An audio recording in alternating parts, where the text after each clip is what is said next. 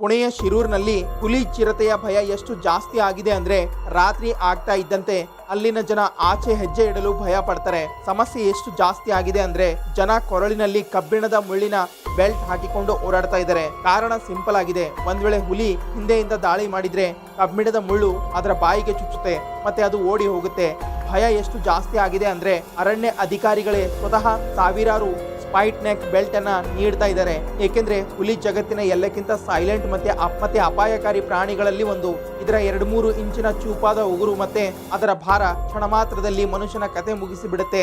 ಮತ್ತೆ ಒಂದು Bengal tiger 200ರಿಂದ 300 KG ಭಾರ ಆಗಿರುತ್ತೆ. ದೊಡ್ಡ ದೊಡ್ಡ ಎಮ್ಮೆ ಕೋಣಗಳನ್ನ ಕ್ಷಣದಲ್ಲಿಯೇ ಕೊಂದು ಹಾಕತ್ತೆ. ಶಿರೂರ್ನ ಜನ ಅನಿವಾರ್ಯವಾಗಿ ಈ ಕಬ್ಬಿಣದ ಮುಳ್ಳು ಹೊಂದಿರುವ ಬೆಲ್ಟ್ ಹಾಕಿಕೊಂಡು ಓಡಾಡ್ತಾ ಇದ್ದಾರೆ. ನಮ್ಮ ಕರ್ನಾಟಕದಲ್ಲೂ 2 ಸೈಡ್ ಮಾಸ್ಕ್ ವಿತರಿಸಲಾಯಿತು. ಆದರೆ ಕೇಂದ್ರ ಮತ್ತೆ ರಾಜ್ಯ ಸರ್ಕಾರಗಳು ಕಾಡು ರಕ್ಷಣೆ ಮಾಡಲು ಹೆಚ್ಚಿನ ಒತ್ತು ಕೊಡಬೇಕು.